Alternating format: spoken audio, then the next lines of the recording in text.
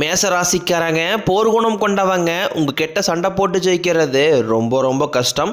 நல்லது கெட்டதை முழுசாக தெரிஞ்சவங்க, செவ்வாயை ராசி அதிபதியாக கொண்டவங்க, அஸ்வினி பரணி கார்த்திகை நட்சத்திரக்காரங்க ரொம்ப ரொம்ப புத்திசாலிக்காரங்க. எல்லா இடங்களையும் நேர்மையும் உண்மையும் மட்டுமே நம்பக்கூடியவங்க. உங்களுக்கு சொந்தமோ பந்தமோ அது தப்புனா அது தப்பு தான், வெட்டு ஒன்று துண்டு ரெண்டுன்னு பேசக்கூடியவங்க. உங்களை ஒருத்தர் பஞ்சாயத்துக்கு கூட்டு போகிறாங்க அப்படின்னா நீங்கள் கூட்டு போகிற பக்கம்லாம் சப்போர்ட் பண்ண மாட்டீங்க. எந்த தரப்பு நியாயம் இருக்குதோ அங்கே தான் நீங்கள் சப்போர்ட் பண்ணுவீங்க. உண்மை நியாயத்திற்கு மட்டுமே என்றைக்குமே கை கொடுப்பீங்க. உண்மைக்கு புறம்பாக எந்த ஒரு விஷயத்தையுமே செய்ய மாட்டீங்க.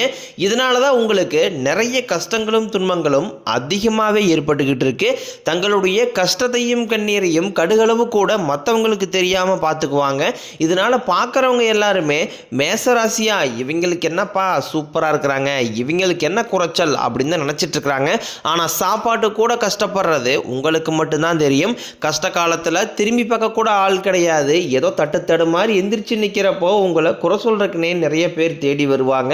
உங்கள் சொந்தக்காரங்க நண்பர்களுக்கு ஒரு தேவை இருக்குதுன்னா மட்டும்தான் உங்ககிட்ட வருவாங்க.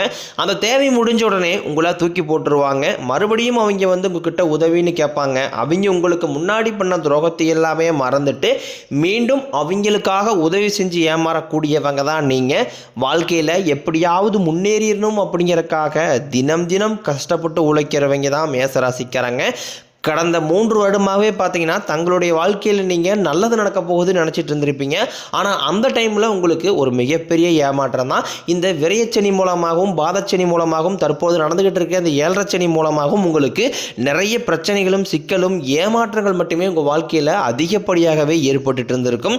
மேசராசிக்காரங்க சொந்த பந்தத்தை இழந்தாங்க, சொத்துக்களை இழந்தாங்க, தங்களுக்கு நெருக்கமாக இருக்கக்கூடிய உறவுகளையுமே இழந்தாங்க. கடைசியாக நான் மட்டும்தான் எல்லாத்தையுமே இழந்துட்டு நிற்கிறதா இருக்குது, எனக்கு உயிர் வாழவே பிடிக்கலன்னு சொல்லிக்கிட்டு இருக்காங்க. இதுக்கு மேலே என்னால் வாழவே முடியலை சாமி, தயவு செஞ்சு என்னை உன் கூடையே கூட்டிக்கிட்டு போயிரு. நான் இவ்வளோ கஷ்டப்பட்டதுக்கப்புறம் எனக்கு வாழ்க்கையில் வாழணுங்கிற எண்ணம் சுத்தமாகவே போயிருச்சு.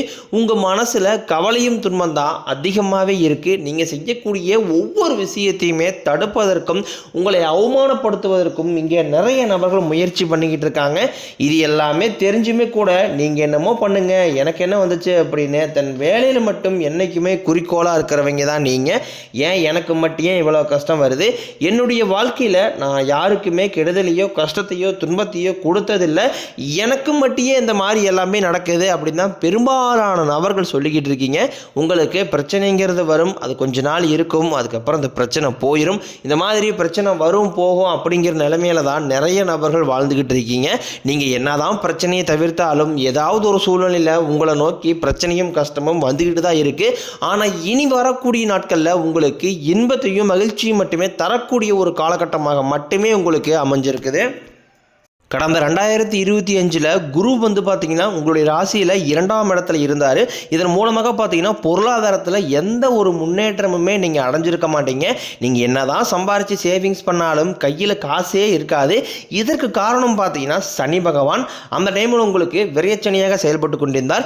அதிகப்படியாக கஷ்டத்தை மட்டுமே உங்களுக்கு கொடுத்திருப்பார். உங்களுக்கு கண்டிப்பாக வரக்கூடிய இந்த ஜனவரி இறுதியிலிருந்து பார்த்தீங்கன்னா குரு பகவான் உங்களுக்கு 2ஆம் இடத்துலேருந்து 3ஆம் இடத்துக்கு போகிறதுனால உங்களுக்கு பொருளாதார முன்னேற்றம் அப்படிங்கிறது நிச்சயமாக உயரப்போகுது.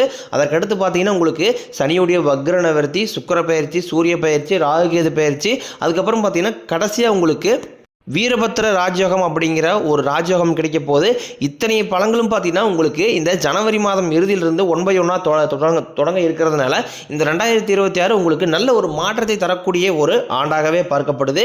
முதலாவதாக உங்களுக்கு சனியுடைய வக்ர நிவர்த்தி. தற்பொழுது பார்த்தீங்கன்னா சனி பகவான் உங்களுக்கு 7.5 சனியாக செயல்பட்டு கொண்டிருக்கிறார். அதுவும் பார்த்தீங்கன்னா மீன ராசியில் வக்ர நிவர்த்தி அடைகிறதுனால இத்தனை நாட்களாக கெட்டது மட்டுமே பண்ணிக்கிட்டு இருந்தவர் தற்போது ஒரு 6 மாதங்களுக்கு நல்லது மட்டுமே உங்களுக்கு பண்ண போகிறார். இதன் மூலமாக கடந்த காலகட்டங்கள் நீங்கள் சனி பகவான் மூலமாக எதையெல்லாமே உங்கள் வாழ்க்கையில் இழந்தீங்களோ அது அனைத்தும் திரும்ப பெறக்கூடிய ஒரு காலகட்டமாகவே பார்க்கப்படுது.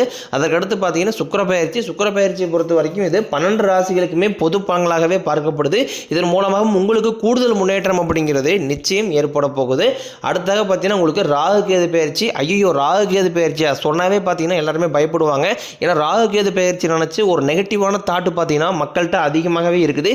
இதில் குறிப்பாக பார்த்தீங்கன்னா இந்த கேது பகவான் மூலமாக உங்களுக்கு உடல் சார்ந்த பிரச்சனைகள் அப்படிங்கிறது உங்கள் குடும்பத்திலையும் சரி உங்களுக்கும் சரி பெரும்பாலும் ஏற்பட்டு இருந்திருக்கும். இது அனைத்தும் இந்த ராகு கேது பயிற்சி காலகட்டங்களில் முழுவதுமாகவே உங்களுக்கு நிவர்த்தியாக போகுது.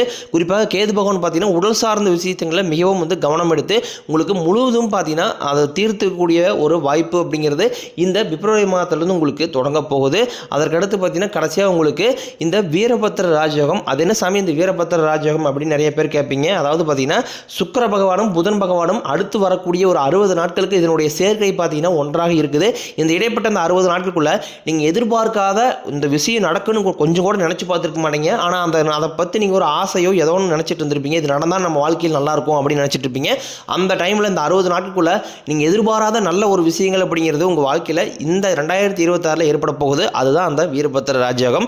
கடந்த காலகட்டங்களில் நல்ல ஒரு வேலைங்கிறது கிடைச்சிருக்காது. ஏதோ ஒரு கிடைக்கிற வேலைக்கு ஒரு 10,000 சம்பளத்துக்கோ 5,000 சம்பளத்துக்கோ பிடிக்காத ஒரு வேலையை குடும்ப கஷ்டத்துக்காக வேறு வழியே இல்லாமல் செஞ்சுக்கிட்டு இருந்திருப்பீங்க. ஆனால் இனி வரக்கூடிய நாட்களில் நீங்கள் படித்த படிப்புக்கு ஏற்ற மாதிரியும் உங்களுக்கு பிடிச்ச மாதிரியும் நீங்கள் ஒரு அரசாங்க வேலைக்கு ட்ரை பண்ணாலும் சரி, இல்லை ஒரு ஐடி ஜாப்போ ப்ரைவேட் ஜாப்போ பேங்க் சைடோ நீங்கள் எங்கே வேலைக்கு ட்ரை பண்ணாலும் அந்த ஜாப் அப்படிங்கிறது உங்களுக்கு நிச்சயமாக கிடைக்க போகுது.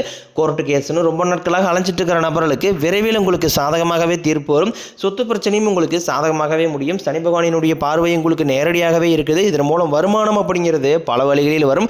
தொழிலில் லாபம் சற்று அதிகமாகவே கிடைக்கும். அரசியல்வாதிகளை பொறுத்த வரைக்கும் புதிய பொறுப்புகள் புதிய பதவிகள் எல்லாமே தானாகவே உங்களை சேரும். ராகு கேதுவால உங்களுடைய செல்வாக்கு உயரும், உடல் ஆரோக்கியம் மேம்படும், சங்கடங்கள் நீங்கும். மறைமுகமாக உங்கள் தொழில் வாழ்க்கையிலும் சரி இல்லற வாழ்க்கையிலும் சரி நிறைய நபர்களும் தொல்லை கொடுத்துருப்பாங்க. இனி அவர்களுடைய தொந்தரவுங்கிறது முழுவதுமாகவே இருக்காது. கடந்த காலகட்டங்களில் நீங்களும் ஒரு கம்பெனியில் இரவு பகல் பார்க்காம உழைச்சிட்டு இருந்திருப்பீங்க. உங்களுடைய சொந்த கம்பெனியாக நினச்சி வேலை செஞ்சுருப்பீங்க. ஆனால் உங்களுக்கு இது நாள் வரைக்கும் சரியான ஒரு அங்கீகாரம் அப்படிங்கிறது கிடைச்சிருக்காது. உங்களுக்கு அப்புறமா கூட நிறைய நபர் வேலைக்கு வந்திருப்பாங்க. அவங்களுக்கு நிறைய சலுகை எல்லாமே கிடைச்சி நல்ல ஒரு முன்னேற்றத்திற்கு போயிருப்பாங்க. ஆனால் நீங்கள் மட்டும் எப்படி வேலைக்கு வந்து சேர்ந்தீங்களோ அதே மாதிரி தான் இன்னை வரைக்கும் இருந்திருப்பீங்க. ஆனால் இனி வரக்கூடிய நாட்களில் உங்களுக்கு சம்பள உயர்வு பதவி உயர்வு உங்களுக்கு மேலே இருக்கக்கூடிய அதிகாரிகளுடைய ஆதரவு முதற்கொண்டும் உங்களுக்கு கிடைக்க போகுது. இனி உங்கள் வார்த்தைக்கு மதிப்பு மரியாதை கிடைக்கும். அந்தஸ்தில் நீங்கள் எதிர்பார்த்த உயர்வுக்கு போக போகிறீங்க. தொழிலில் இருந்த தடைகள் விலகுவது மட்டும் இல்லாமல் சிலர் புதிதாக தொழில் தொடங்குவீங்க. உற்பத்தியில் இருந்த தடைகள் நீங்கி தொழிலை விரிவு செய்வீங்க. வரக்கூடிய நாட்களில் விற்பனை அதிகமாகும். ஏற்றுமதி இறக்குமதி தொழிலில் நல்ல லாபம் கிடைக்கும். நீங்கள் செய்யக்கூடியது சின்ன தொழிலோ பெரிய தொழிலோ நல்ல ஒரு வளர்ச்சி அப்படிங்கிறது நிச்சயம் உங்களுக்கு ஏற்படும். இனி நினைச்சது எல்லாமே நடக்கும். தொழில் வியாபாரம் தடைகள் அனைத்தும் விலகும். லாபம் அதிகமாக கிடைக்கும். முன்னேற்றம் உண்டாகும். வரவேண்டிய பணம் விரைவில் கைக்கு சேரும். குடும்பத்தில் நெருக்கடிகள் விலகும். செல்வாக்கு அந்தஸ்து உயரும். வெளிநாட்டு முயற்சிகள் வெற்றியை தரும். தெய்வ சிந்தனை அதிகமாகும். பெரியோர்களுடைய உதவிகள் கிடைக்கும். உறவுகளில் இருந்த சண்டை சச்சரவு முழுவதுமாகவே விலகும். புதிய நண்பர்கள் உங்களுக்கு உதவி செய்வாங்க. தொழிலில் ஏற்பட்ட நெருக்கடிகள் நீங்கும். முடிய கிடந்த நிறுவனங்கள் மீண்டும் இயங்கும். வியாபாரத்தில் எதிர்பார்த்த லாபம் கிடைக்கும். புதிய தொழிலை தொடங்கக்கூடிய முயற்சிகள் கண்டிப்பாக உங்களுக்கு வெற்றியை தரும்.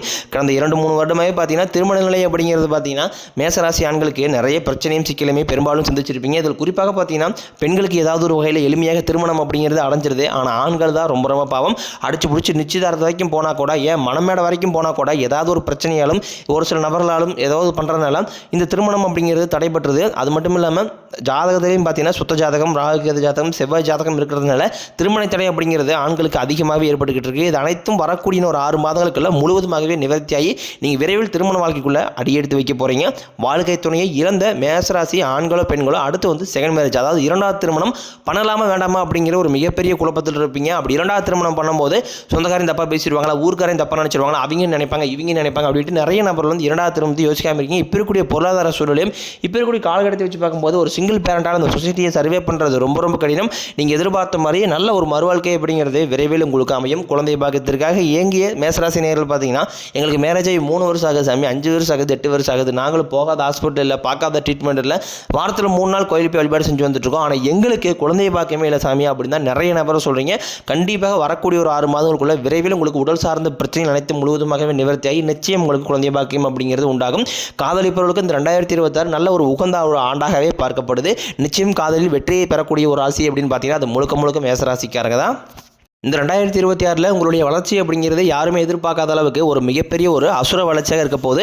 பொருளாதார ரீதியாக நல்ல ஒரு முன்னேற்றமும் கடந்த காலகட்டங்களில் ஏற்பட்ட கடன் பிரச்சனை அனைத்தும் இந்த வருடத்துக்குள்ளே ஒரு பைசா கடன் இல்லாமல் அனைத்து விதமான கடன்களையுமே கட்டி முடிக்கூடிய அளவுக்கு நல்ல ஒரு முன்னேற்றம் அப்படிங்கிறது நிச்சயமாக ஏற்பட போகுது. உங்களுடைய வளர்ச்சி கண்டு உங்களுடைய சொந்தக்காரங்க நண்பர்களே உங்களுக்கு எதிரிகளாகவும் துரோகிகளாகவும் மாறக்கூடிய வாய்ப்புகள் அதிகமாகவே உள்ளது. முடிஞ்ச அளவுக்கு எல்லா விஷயத்தையுமே கொஞ்சம் ரகசியமாக வச்சுக்கங்க. நீங்கள் வெளியே போய் சொல்லும்போது அது உங்களுக்கு தவறுதலாகவும் உங்களை மீது எதிர்ப்புகளையும் இன்னும் அதிகமாக சம்பாதிக்கக்கூடிய வாய்ப்பு இருக்குது. முடிஞ்ச அளவுக்கு வந்து எல்லா ரகசியத்தையுமே ரொம்ப சீக்கிரட்டாக இருக்கக்கூடிய குடும்ப உறவுகள்கிட்ட மட்டும் சொல்லுங்கள். வெளிநபர்கிட்ட சொல்லும்போது அது உங்களுக்கு எதிரிகளாகவும் துரோகிகளாகவும் மாற வாய்ப்பு அதிகமாகவே உள்ளது.